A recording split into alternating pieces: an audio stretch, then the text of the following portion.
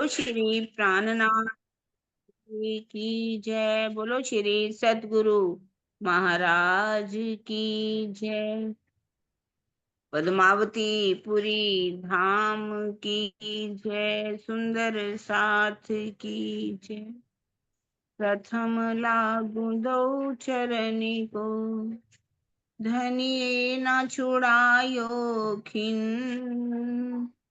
लाख तली लालेड़िया, मेरे जीव के ही जीवन। इन पांव तले पड़ी रहूं, धनी नजरी खोलो बातन।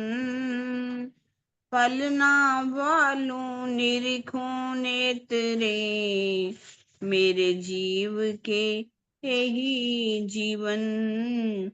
मेरे जीव के यही जीवन। बोलो श्री प्राणनाथ प्यारे की जय। शुरू करते हैं हम अपना प्रकाश विनोद। हाँ जी सुंदर साथ जी, हमारा प्रकरण नंबर शुरू हो रहा है 30। प्रगट वाणी शुरू हो रही है। प्रगट वाणी प्रकाश की राग सामेरी। प्रकाश ग्रंथ का मुख्य उद्देश्य ही अक्षरातीत श्री प्राणनाथ जी की पहचान कराना है, किंतु ज्ञान दृष्टि से मात्र जान लेने पर भी यदि प्रीतम के प्रति प्रेम का अभाव रहता है तो हमारी आत्म जागृति अधूरी ही रह जाती है। पूर्ण जागृति के लिए ज्ञान के साथ साथ प्रेम की भी अनिवार्यता है, अन्यथा माया की नींद हमसे अलग नहीं हो पाएगी। इस प्रकरण में यही बात विशेष रूप से दर्शाई गई है, इसीलिए इस प्रकरण को प्रकाश ग्रंथ की प्रगट वाणी के नाम से जाना जाता है। ठीक है, प्रकाश ग्रंथ का आखिरी प्रकरण भी प्रगट वाणी ही कहलाता है, किंतु उसमें परमधाम के प्रेम विवाद से लेकर, यानी जब हम इस खेल में उतरे, और जागनी लीला के समापन तक संक्षिप्त विवरण है। वैसे तो संपूर्ण वाणी ही श्री महामती जी के धाम हृदय से अक्षरातीत के द्वारा प्रकट हुई है, इसीलिए बातूनी रूप से संपूर्ण वाणी को प्रगट वाणी कह सकते हैं, पूरी वाणी को। किंतु प्रकाश ग्रंथ में इन दो प्रकरणों जो हम पढ़ेंगे ना अभी, 30वां और 37वें प्रकरण को ही प्रगट वाणी के नाम से ख्याति प्राप्त होने का यही विशिष्ट कारण है। ठीक है, अब शुरू होता है प्रकरण हमारा। सोई ने सोई सोते क्या करो जी, या अगिन जहर जिमी माही जी। जाग देखो आप याद करो, ए नींद निगल गई जीव के ताई जी। इंद्रावती जी क्या कह रही हैं कि ये संपूर्ण मायावी जगत अग्नि की दहकती हुई लपटों एवं भयंकर विष के समान कष्टकारी है। इसमें सोए हुए सुंदर साथ जी, भूले हुए सुंदर साथ जी, उनको कह रही हैं कि आप इस प्रकार माया में सो सो कर क्या प्राप्त करेंगे। सोई ने सोई सोते क्या करो जी। तारतम वाणी के प्रकाश में प्रीतम का प्रेम लेकर आप जागृत हो जाइए तथा मूल मिलावे में विद्यमान अपने मूल स्वरूप का चिंतन कीजिए। माया की नींद ने तो आपके जीव को निगल ही लिया है।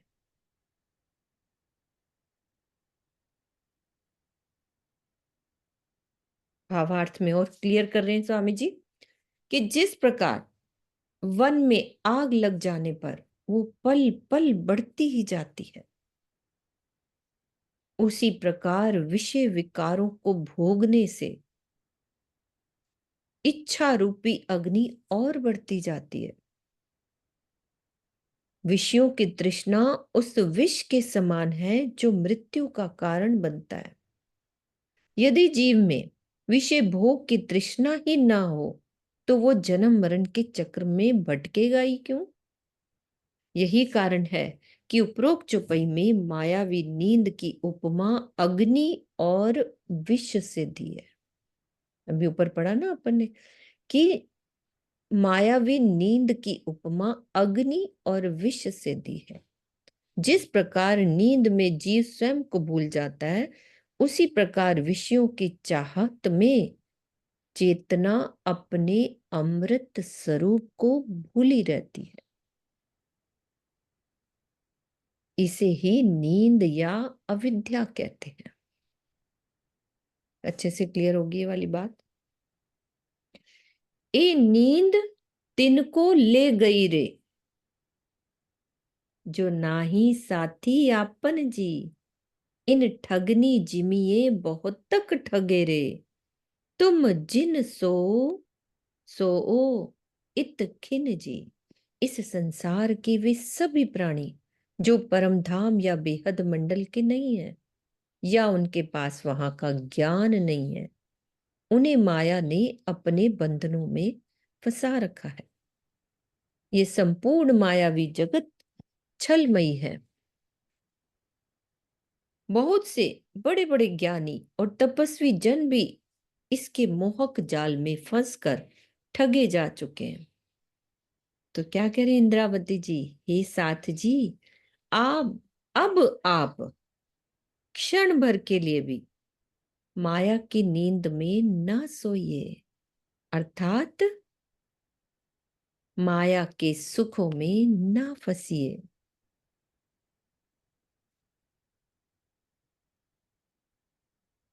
नाही रे नींद कोई घेन घारन, नाही रे नींद कोई घेन घारन, नींद होए तो लीजे उठाए जी।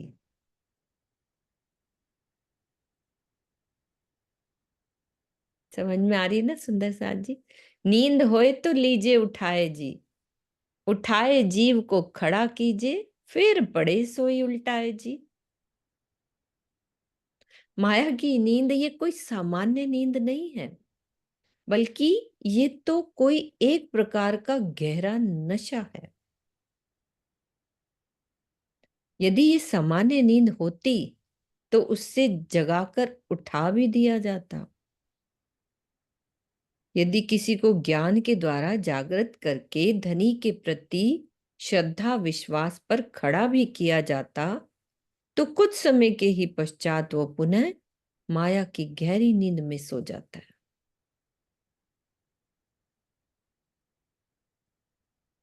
ऐसी नींद है ये, है ना सरोज दीदी? सोई घेन ने सोई घमंड, सोई घूटन अध की आवे जी। इतनी भयंकर नींद है। याही जिमी और याही नींद से धनी बिना कौन जगावे जी। इस संसार में माया की गहरी नींद का ऐसा मोहक नशा छाया हुआ है। नशा भी कैसा है? मोहक। उसमें घुटन होने लगती है कि उससे घुटन होने लगती है। प्रीतम अक्षरातीत के अतिरिक्त अन्य कोई भी नहीं है जो इस संसार में हमें माया की नींद से जगाकर जागृत करे। तो मायावी विकारों की गहन आसक्ति रूपी निंद्रा में फंसा होना तो कष्टकारी है ही, किंतु उससे भी अधिक कष्टकारी है भोगों के प्रति अत्यधिक मोह के कारण पर ब्रह्म के से विमुख हो।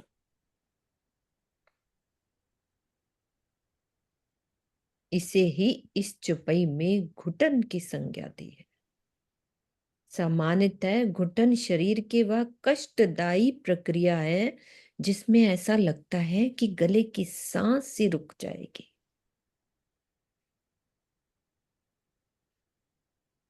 क्लियर करो शीतल दीदी। कैसी है, कैसे घुटन होती है इसमें?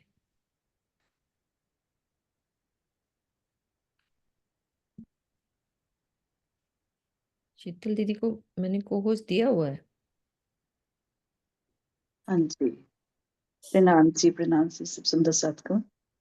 ये जो कि माया की जो ये नींद है ना, जो हमारी मनुष्य की जो नींद आती है, उस नींद से जगाना तो कोई आसान मतलब मुश्किल नहीं है। लेकिन जहाँ माया का नशा है, माया के अंदर जो फंसी हुई है जीव, उस नींद से जगाना बहुत मुश्किल है। क्योंकि कब ऐसे होता है कि जगा भी देते हैं, जब जी कहीं जगाते भी हैं माया की तरफ, फिर वो जीव लग जाता है। तो वो नशा ही ऐसा है कि उसको उठाना बहुत कठिन है। मतलब ये करें तो राज्य ही करें, इस नींद से जागृत करें तो राज्य ही कर सकते हैं। क्योंकि माया का मोह ही ऐसा है इस दुनिया में। भोगों के प्रति वही कारण है, अत्यधिक मोह के कारण हम पारब्रह्म से विमुख हो जाते हैं।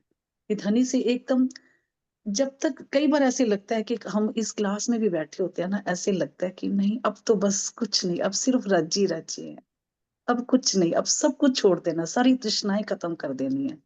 लेकिन फिर माया की ऐसी कोई ना कोई ऐसी बात आ जाती है कि माया के अंदर फिर उलझ जाते हैं। बस यही घुटन है। हम ये इसी को घुटन कहेंगे ना, कि हम फिर अपने आप में फिर अपने आप को झंझोड़ते हैं कि हाय हम फिर माया में लग गए।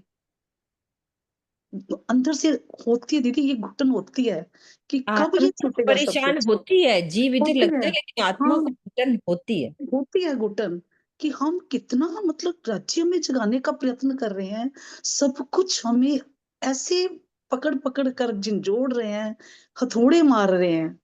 हम जब तक इस क्लास में बैठे होते हैं, कुछ पल के लिए भी ऐसे, बाद में भी लगता है, लेकिन जरा सा माया का कुछ ऐसा आया कि उसमें फिर लीन हो जाते हैं, फिर अंदर से होता है, तड़पते हैं, हाय कितनी माया हम पे फिर भारी हो रही है। यही घुटन है। हमें जब अंदर से लगता है ना कि हाँ हम अभी भी माया में हैं, अभी भी माया हमें अपनी ओर खींच रही है, अभी भी हमें माया छोड़ नहीं रही, तो यही घुटन है। कि जब हम महसूस करें कि ये हमें घुटन होनी नहीं चाहिए, इस घुटन से हम बाहर निकले, बिल्कुल। बस ये राजी करेंगे जो करेंगे। हमारा तो प्रयत्न करना जरूरी है, प्रयास जरूर करना है हमें बस।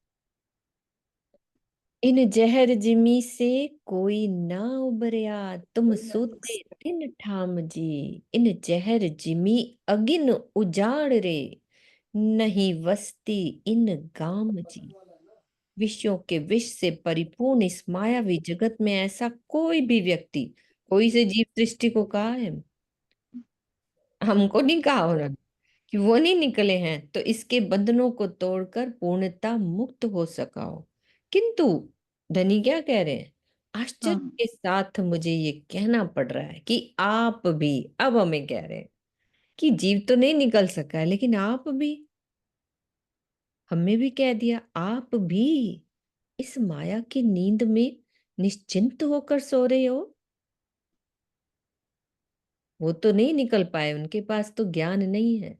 हमारे को तो राज्य ने इतना वाणी का प्रेम भरा ज्ञान दिया है, और हम फिर से नींद में सो जाते हैं। तो मायावी विकारों के विष से भरा हुआ ये जगत तृष्णा की भयंकर अग्नि से इस प्रकार जलकर राख हो चुका है कि इसमें मनुष्यों के रहने योग्य कोई गांव या बस्ती ही नहीं है। मतलब कितने, जैसे होते हैं ना, फ्रस्ट्रेट हो रहे हैं महामती जी, इंद्रावती जी की आत्मा, कि यहाँ तो कोई रहने की जगह ही नहीं है, इतना भयंकर है ये तृष्णा का जंजाल, अग्नि से भरा हुआ।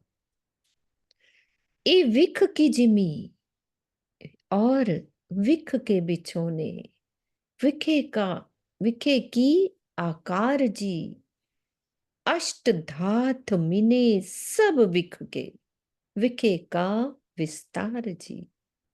क्या कह रही इंद्रावती जी, ये सारा संपूर्ण ब्रह्मांड माया के विष से बना हुआ है। हमारा ये पंचभूतात्मक शरीर भी विष का ही है, और जिस सुख रूपी शैया पर ये विश्राम करता है, हम जिस सुख रूपी शैया पर विश्राम करते हैं वो भी विष का है। शरीर की आठों धातुएं कौन कौन सी होती हैं? हमारे अंदर रस, रक्त, मांस, मेद, अस्थि, मज्जा, शुक्र और ओज भी विषमयी है। इस प्रकार इस संपूर्ण जगत में मायावी विष का विस्तार दृष्टिगोचर हो रहा है।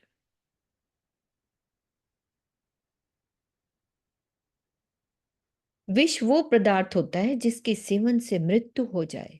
मोह तत्व मूलतः अव्यक्त है, ये उसको बताया नहीं जा सकता। उसमें महतत्व और तत्पश्चात अहंकार की उत्पत्ति होती है। फिर अहंकार से पंच तन मात्राएं हो जाती हैं, जो सी शब्द, स्पर्श, रूप, रस और गंध, उसकी उत्पत्ति होती है। तीनों गुणों के बंधन में फंसा हुआ जीव पांचों विषयों शब्द, स्पर्श, रूप, रस और गंध का सेवन करता है, जो प्रत्यक्ष विष रूप है। इन्हीं के सेवन से जन्म मरण का चक्र बना रहता है। इन्हीं को लक्ष्य करके इस संपूर्ण प्रकरण में विष कहा गया है। मोहतत्व, महतत्व तथा अहंकार आदि पंच सूक्ष्म भूतों के कारण महाकारण रूप हैं। इसीलिए ये गुप्त रूप से विष हैं। किरण दीदी, यदि आप हो तो आ जाओ, और अच्छे से क्लियर हो जाएगा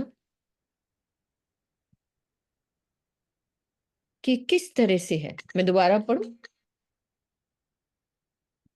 आप पहले अनम्यूट करो। हाँ मैंने पढ़ा, मैं थी यहीं पर हूँ। मतलब ये सारा, चाहे ये ब्रह्मांड लो चाहे शरीर लो, ये किसका बना हुआ है? 5 तत्वों का भी बना हुआ है, इसे 5 भूत कहा गया है। और ये 5 जो हैं हमारे शब्द, स्पर्श, रूप, रस और गंध, तन मात्राओं का। क्योंकि ये ब्रह्मांड का बना, पहले मोह तत्व बना, फिर महातत्व बना, फिर अहंकार बना, अहंकार से 5 तन मात्राएं बनी, 3 गुण बने और 5 तत्व बने, है ना। ये महातत्व, मोह तत्व हो या महातत्व हो, ये जिसका नाम ही मोह तत्व है, ये ब्रह्मांड ही मोह से बना है। महातत्व हो चाहे अहंकार, ये मोह से ही बने हुए हैं। इसी कारण से इसमें फंसे हुए जो जो इंसान है, जीव है, जो कि 5 तन मात्राओं शब्द, स्पर्श, रूप, रस, गंध में फंसे रहते हैं। हर इंसान जो है शब्दों में फंसा हुआ है, स्पर्श करना चाहता है किसी को, रूप में फंसा हुआ है, रस में फंसा हुआ है, जीवा को जीत नहीं सकता है, गंध में फंसा हुआ है। ये सारे क्या विष के ही हैं। इन्हीं का सेवन करता है, इसीलिए इसको विष रूप कहा गया। इसी कारण से इन्हीं विषय रस के कारण ही जन्म मरण का चक्कर बना रहता है। 84 लाख योनियों में जीव भटकता रहता है। इसीलिए इसको कहा गया विष का, विष का बना हुआ। यही कारण, ये सब जो है कारण और महाकारण, मतलब महाकारण मोहतत्व, कारण जो महतत्व, उससे अहंकार बना, उसी से ही शब्द, स्पर्श, रूप, रस, गंध बने, 5 तत्व बने, जीव बने। प्रोक्ष रूप में देखा जाए तो ये सारे क्या है? मोह से बने हुए हैं। मोह है ही विष का रूप। तो ये ब्रह्मांड हो चाहे शरीर हो, सब मोह के बने हुए हैं। इससे कोई भी आज तक निकल नहीं पाया। बिल्कुल हो गया क्लियर।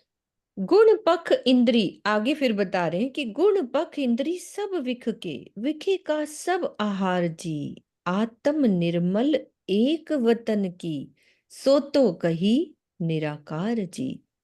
अर्थात हमारे शरीर में विद्यमान तीनों गुण, सत, रज और तम, और पक्ष कौन से हैं?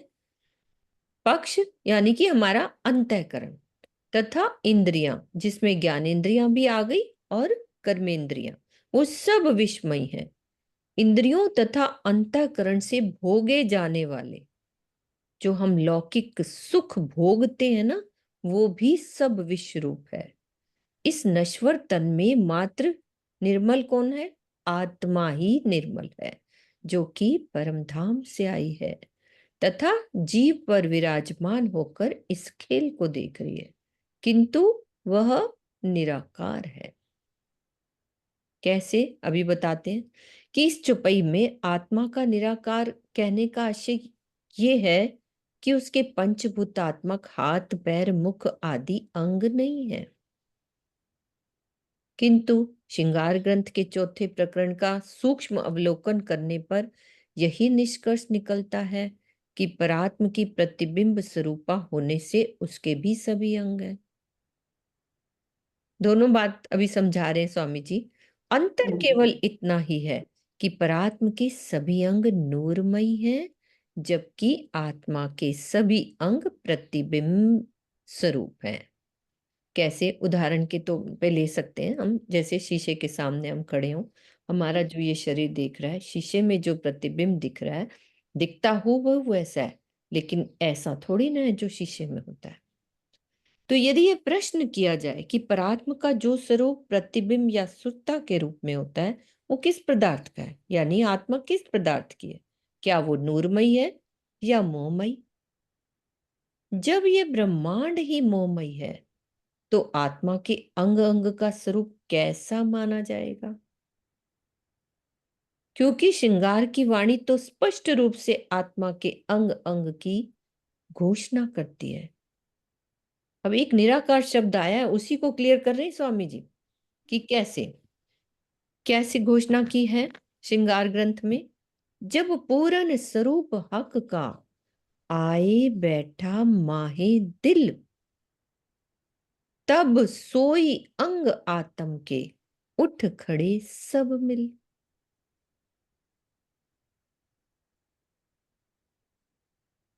क्लियर करो इसको।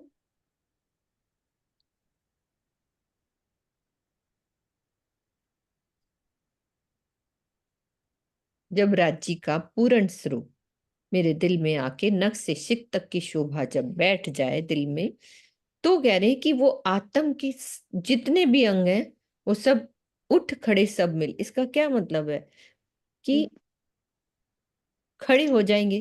क्या मतलब इसका राज्य के जिस जिस अंग की शोभा हमारे अंदर बस जाती है, मान लो नख की शोभा हमारे अंदर बस गई, तो आत्मा के भी नख की शोभा, आत्मा का नख भी जागृत नजर हो गया, खड़ा नजर आ हो गया, यानी हाँ खड़ा हो गया कह लो, जागृत हो गया कह लो। अगर नेत्र की बात कहें, अगर राज्य के नेत्रों की शोभा हमारे दिल में बस जाती है, तो हमारे दिल के अंदर जो आत्म बैठी है, आत्म के नेत्र भी जागृत हो जाते हैं। तो जागृत ये से ऐसा, दिखने लग जाते हैं ना आत्मा हाँ को अपने नेत्र भी, वैसे लगने लग जाते क्योंकि सेम होते हैं, पर आत्म और आत्म हैं। के नेत्र हम्म। बराबर सेम। क्यों दीदी, क्योंकि सही है ना ये बात? क्योंकि परात्म राज्य का ही तो स्वरूप है। हाँ। परात्म कौन है ना? तो जैसे जैसे राज्य के जैसे जैसे राज्य के अंग हमारे अंदर दिल में शोभा बसती जाती है अंगों की, तो परात्म के वही अंग जागृत होते हैं। परात्म के जागृत होते हैं तो आत्म के ऑटोमेटिकली जागृत होते हैं, क्योंकि वही उनके प्रतिबिंब है, प्रतिबिंब स्वरूप है। और इसमें यही बताया गया ना कि ना तो हम ये कह सकते वो निराकार है, ना हम कह सकते उसका आकार है। ये दोनों बातें इसमें कर दी गई ना। हाँ जी, निराकार,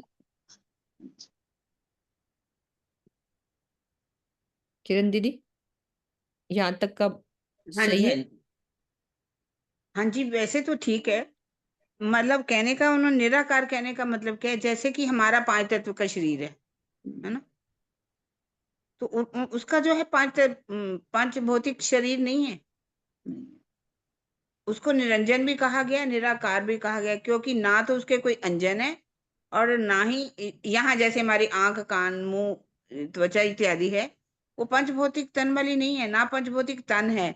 इसलिए उसको निराकार का, वरना ऐसा नहीं है। क्योंकि उन्होंने कह ही दिया कि ये वाणी जो है आत्म फरामोशी से जागेगा प्रकरण अगर पूरा ही पढ़ लो, तो उसमें जो जो भी, जैसे हमारी शीतल जी ने बिल्कुल ठीक बताया, जो आत्मा जो है हमारी जिस जिस अंग को, राज्य के जिस जिस अंग को देखती जाती है, आत्म का वही अंग जागृत होता, पारात्म का जागृत नहीं होता।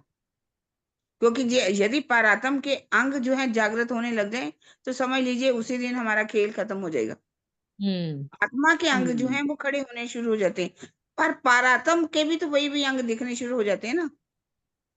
राज्य के अंग दिखना या पारात्म के अंग देखना एक ही बात है।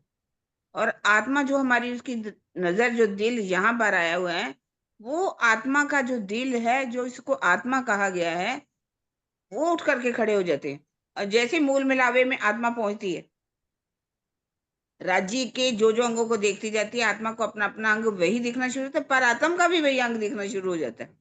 हम्म ये कहा जा सकता है कि पार आत्म के अंगों को देख लेना, पार आत्म को भी देखना।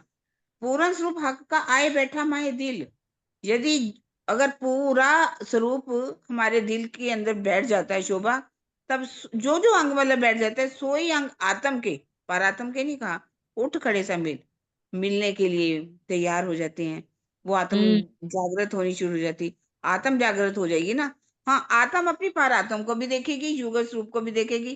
पहले तो युग स्वरूप की शोभा को देखेगी, तभी तो आत्म के जागृत होगी। अपनी पार आत्म भी उसको दिखाई देनी शुरू हो जाएगी, हम्म है ना। बिल्कुल हो गया क्लियर। शीतल ठीक है ना? हाँ जी, हाँ जी, बिल्कुल जी। एकदम ठीक, सबने कबूल कर लिया अच्छे से।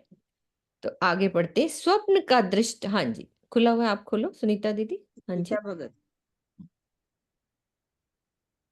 सुनीता दीदी, आपको कोहोस दिया हुआ है मैंने, खोलो आप। किरण दीदी से मेरा एक प्रश्न था हाँ कि जी हाँ जब जी। महराज ठाकुर को अभी हफ्सा में गए थे तो उनको अभी युगल स्वरूप के दर्शन नहीं हुए थे ना, और जब उन्होंने कहा था धनी देवचंद जी से कि आपको दर्शन होते हैं मुझे क्यों नहीं हो रहे, लेकिन उन्होंने पर आत्म आपा देख लिया था अपना, पर तो वो आत्म को कैसे देख देखा, लिया? ये तो बात है। उस समय उन्होंने विरहा में डूब गए, विरहा में डूब करके अपनी पारात्म को देख सकते हैं। हम भी तो अपनी पारात्म को देख सकते हैं ना।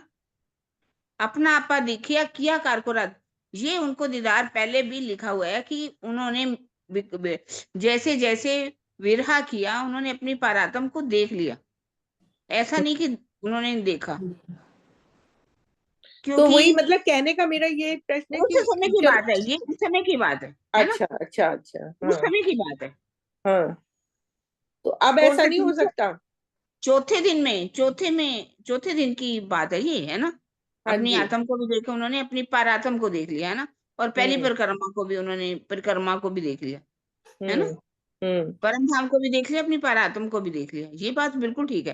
पर स्वामी जी ऐसा कहते हैं कि अब जो है, जैसे जैसे रोज राज्य के जिस जिस अंग को देखती जाएगी, उसका अपना भी आत्म जागृत होती जाएगी, आत्म का अंग भी जागृत हो जाएगा, अपनी पारात्म को भी वो देख पाएगी। तो पहले मतलब राज्य का दीदार करना जरूरी है अब हमें। अच्छा, मतलब पहले राज्य का दीदार होगा फिर अपनी पर आत्म का होगा अब।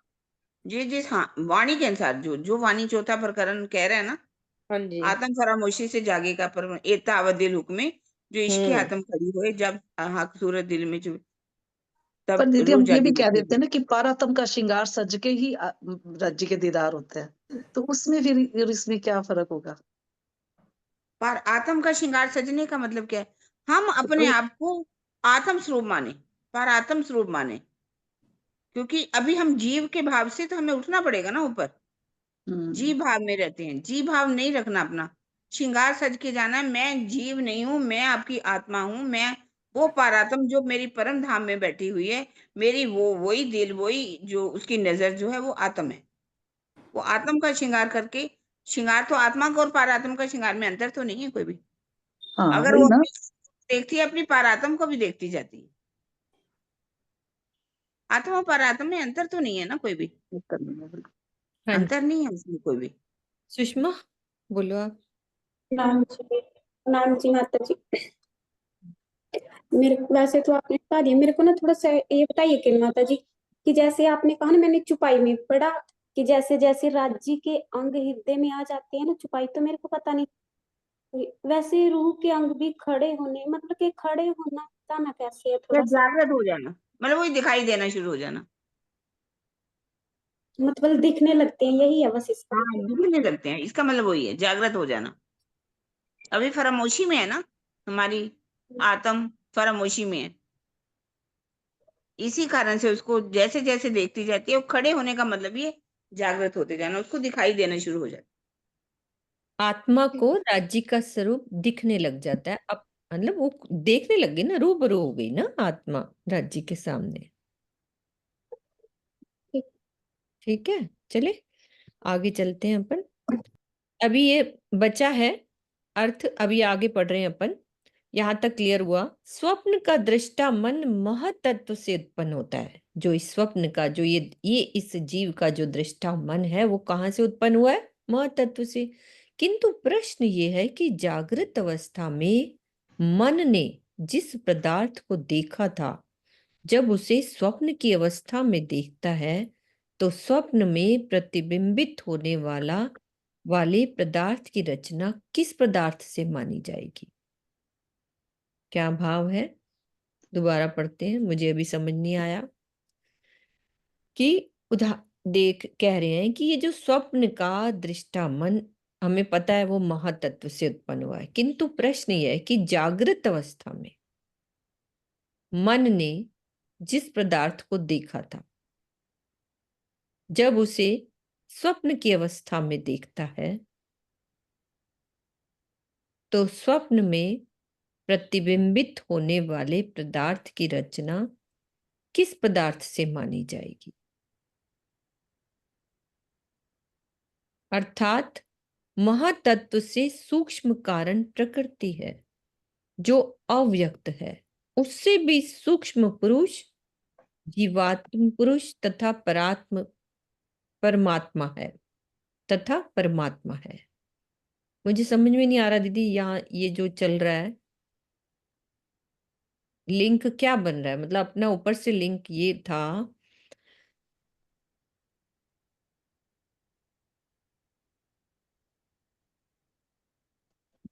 परात्म का जो स्वरूप, हाँ, ये वही मतलब आगे बता रहे हैं ना कि आत्मा को पारात्म। निराकार क्यों कहा गया, हाँ हाँ, है ये लिंक ना, वही है। आत्मा को निराकार क्यों कहा गया?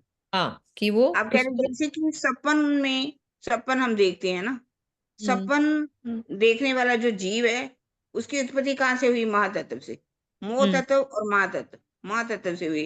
मन की, बुद्धि की, अहंकार की, है ना, हम्म उत्पत्ति महातत्व से हुई। पर जब वो ही मन जो है जागृत अवस्था में होता है, जागृत अवस्था में जैसे मैं हूं, अब मैंने आपको देखा, है ना, ठीक, हम्म और वही आप मुझे सपने में दिखाई दिए। अब हम्म सपन में बनने वाला जो दृश्य है, वो कह रहे हैं किस पदार्थ से उसकी रचना हुई है, अच्छा किससे, उसका उत्तर दे रहे हैं। हम्म आप ही पढ़ो दीदी, साथ साथ कहते समझ। हैं, हाँ, देखिए, मोह तत्व से बना महातत्व, है ना, हम्म कह रहे कि जब महातत्व भी कारण प्रकृति के अंतर्गत आता है, वो इतना सूक्ष्म है, और उससे सूक्ष्म क्या है? जीव, अर्थात आदिनयन का जीव भी अति सूक्ष्म जीव है, परमात्मा हम्म जिसे कहा गया। वो परमात्मा की बात नहीं की गई, हम्म जीव आत्म पुरुष, है ना। फिर कह रहे हैं कि ऐसी अवस्था में चैतन्य जीव के स्वरूप को अव्यक्त कारण प्रकृति से भी सूक्ष्म मानना पड़ेगा। हम्म जो चैतन्य में जो जीव है, उसका भी स्वरूप क्या मानना पड़ेगा? सूक्ष्म मानना पड़ेगा। क्योंकि जब मोह तत्व इतना सूक्ष्म है, उससे बना हुआ मह तत्व इतना सूक्ष्म है, उससे बने जो जीव हैं वो भी इतने सूक्ष्म है, उसमें छेदन भेदन नहीं हो सकता, उसको काटा बाटा नहीं जा सकता, हम्म उसको जलाया नहीं जा सकता, उसको मारा नहीं जा सकता, कुछ नहीं हो सकता, है ना। यदि उसे कारण प्रकृति में फिर भी स्थूल माना जाए, तो ऐसी धारणा बनाई जा सकती कि चैतन्य जीव के अंदर जड़ प्रकृति विद्यमान है, क्योंकि उसकी उत्पत्ति किससे हुई? कारण प्रकृति से।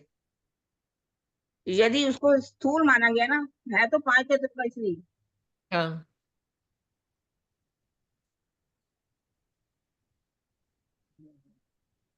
तो कह रहे हैं कि ऐसी धारणा में चैतन्य जीव के अंदर, क्योंकि जीव के अंदर क्या है? जीव किससे बना? जड़ प्रकृति से। जड़ प्रकृति तो उसके अंदर है ना। आपकी आवाज को क्या हो गया? एक मिनट। अब जड़ का यही कह रहे हैं ना शीतल दीदी, ये पांच तत्व का जो शरीर स्थूल नजर आ रहा है, ये बस यही ना, जैसे हम प्रतिबिंब देखते हैं कोई भी, तो वो प्रतिबिंब किस तत्व से बना है, मेन प्रश्न ये है यहाँ पे। हाँ आ रहा है। किरण दीदी कंटिन्यू।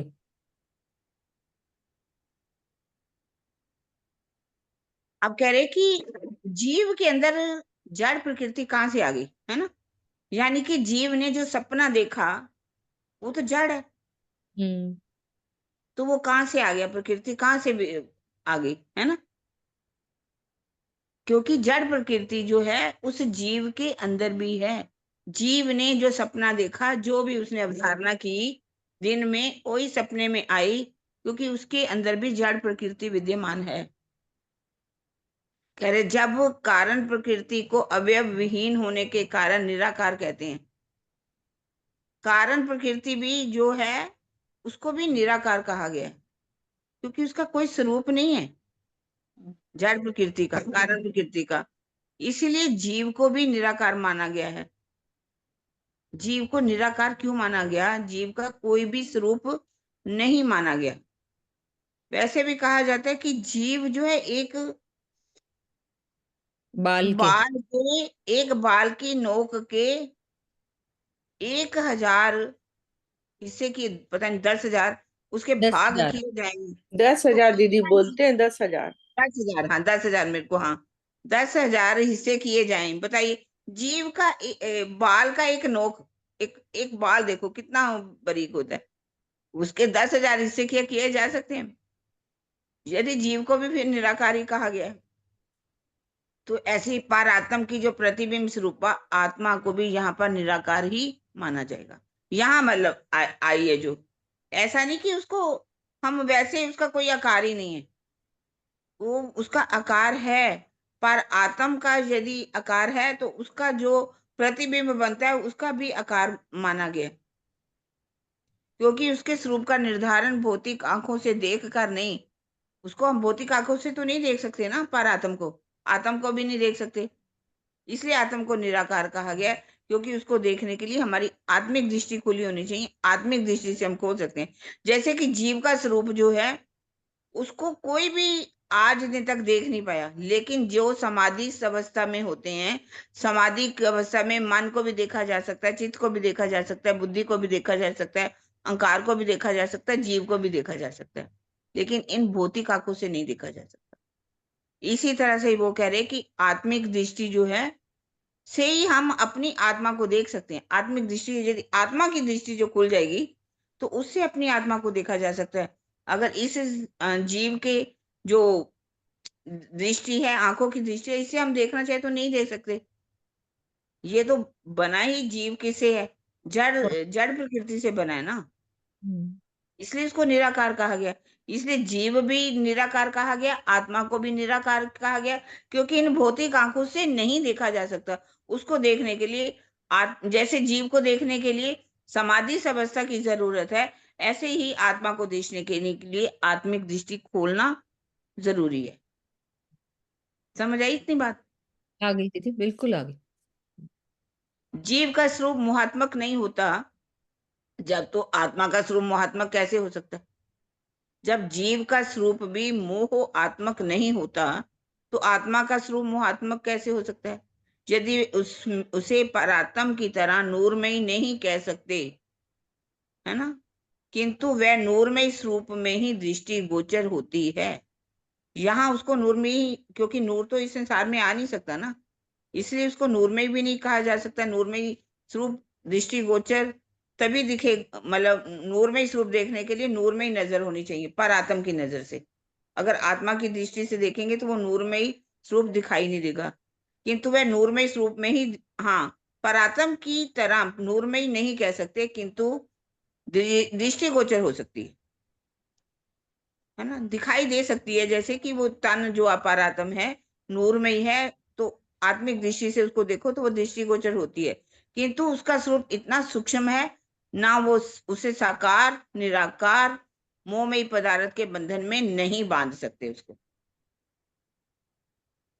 उसे साकार नहीं कह सकते, उसको निराकार नहीं कह सकते, क्योंकि मोह में फंस जाएंगे ना, मोहमयी पदार्थ में, ये वो मोहमयी बंधन में नहीं बांध सकते। वस्तुतः आत्मा जो है वो सच्चिदानंदमयी है, किंतु प्रकृति के दृश्यों को देखने में तल्लीन होने के कारण उसकी ये शोभा आवृत हो जाती है, क्योंकि वो प्रकृति के दृश्यों को देख रही है ना। आत्मा की दृष्टि जिस जीव के ऊपर बैठी है, जीव जो है इस मोहमयी संसार में फंसा हुआ है, तो आत्मा भी उसी को देखने में तल्लीन है। उसे भी जीव के प्राकृतिक बंधनों से जोड़ कर देखा जाने लगता है कि वो अगर निराकार है तो आत्मा भी को भी निराकार कह दिया गया, वरना आत्मा जो है निराकार नहीं है। हो गई, क्लियर हो गई अच्छे से बात। नहीं तो दीदी, जब उसको आत्मा को जैसे साकार भी नहीं कह रहे हैं, निराकार भी नहीं कह रहे हैं, और स्वामी जी संग ये भी बता रहे हैं कि श्रृंगार की वाणी में आत्मा के पूरे आकार बताए गए हैं। मतलब नूरमयी, नूरमयी है ना, अभी तो उन्होंने कहा ये मोहमयी आत्मिक नहीं, दृष्टि से देख सकते हो आप। मोहमयी, मोहमयी दृष्टि से नहीं देख सकते ना, ये जीव की दृष्टि, मोहमयी दृष्टि की बात नहीं कह रहे वो, आत्मिक दृष्टि खोलनी पड़ेगी। आत्मिक, जैसे जीव को समाधि अवस्था में देखा जा सकता है, ऐसे आत्मिक दृष्टि को भी उस नूरमयी दृष्टि, जो आत्मा है, जब नूरमयी अक्षरातीत की स्वरूप को देखना हो, उसके लिए आत्मिक दृष्टि की जरूरत तो इसको है ना। शुद्ध साकार भी कह सकते हैं वैसे। हाँ, तो वो तो है शुद्ध त्रिगुणातीत है ना। हाँ, ये वही जीव त्रिगुणातीत। 3 गुणों से फंसा हुआ है, ये तो 3 गुणों में है, वो तो 3 गुणी में है। इसलिए उसको पारब्रह्म को निरंजन भी कहा गया, निराकार भी कहा गया, क्योंकि उसका ये पंचभौतिक तन्मयकार नहीं है। अंजन हम्म। का मतलब जैसे हमारे हाथ पांव नाक कान हाँ। इत्यादि है, उसको अंजन कहा गया, इसलिए उसको निरंजन भी कह दिया गया, इसलिए यहाँ उसको निराकार भी कह दिया, क्योंकि ये 5 तत्व वाला उनका तन नहीं है ना। 5 तत्व वाली हमारी आंखों जैसे देख रही है, नाक है, वो ऐसी नहीं है। उसको देखने के लिए आत्मिक दृष्टि खोलनी बहुत जरूरी है। देख सकती है, उसका आकार है, लेकिन निराकार जीव का जैसे कह दिया कि आकार नहीं है, इसी तरह कह दिया कि आत्मा का भी आकार नहीं है, ये बात। हाँ जी, स्वर्णा दीदी। राम जी, सुंदर साथ जी, सभी सुंदर साथ के चरणों में मेरा प्रेम प्रणाम जी। जी, ये जरा पैरा है, ये नीचे करना जरा सा, यही वाला पैरा।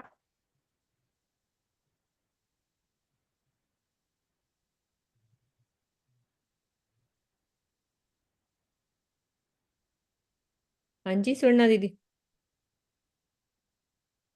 नेट स्लो है सरो दीदी उनका। थोड़ा सा और नीचे, थोड़ा सा।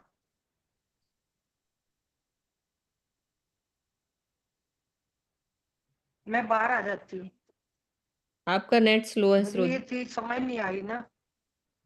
मैं बाहर आ जाती हूँ ना, बाहर आ रही हूँ, मुझे ये पूछना है। आ जाओ आ जाओ।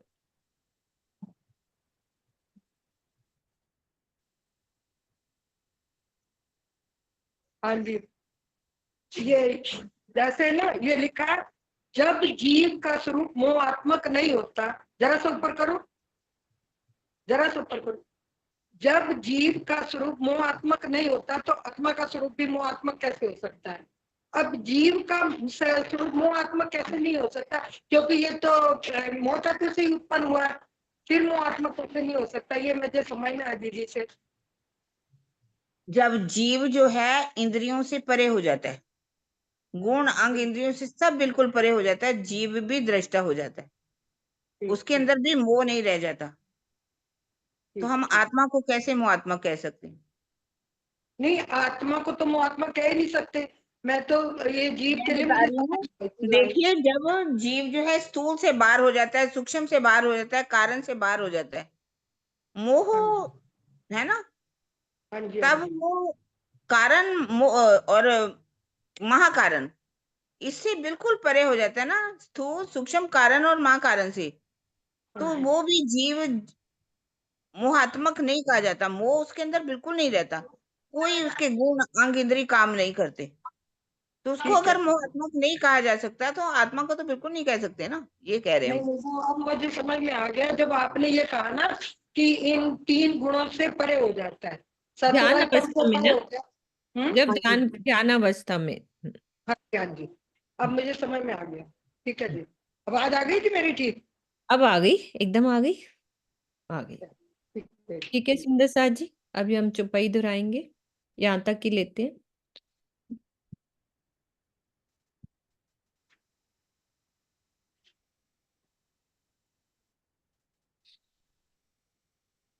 बस बात ये समझाने की करी है, सो तो कही निराकार जी, इस चीज को स्वामी जी ने अच्छे से क्लियर कर दिया, जीव का उदाहरण देके पूरा अच्छे से आत्मा की बात करी, परात्म की करी, सारी एक एक चीज को क्लियर करा कि कैसे निराकार है और है तो कैसे है। गुण पख इंद्री सब विख के, विखे को सब आहार जी। आत्म निर्मल एक वतन की, सो तो कही निराकार जी, सो तो कही निराकार जी। बोलो श्री प्राणनाथ प्यारे की जय, सतगुरु महाराज की जय। प्रणाम जी सुंदर साथ जी, आ जाओ कैमरे खोल। प्रणाम जी। प्रणाम जी, हम आपको देख प्रणाम जी सुंदर प्रणाम साथ जी, जी। प्रणाम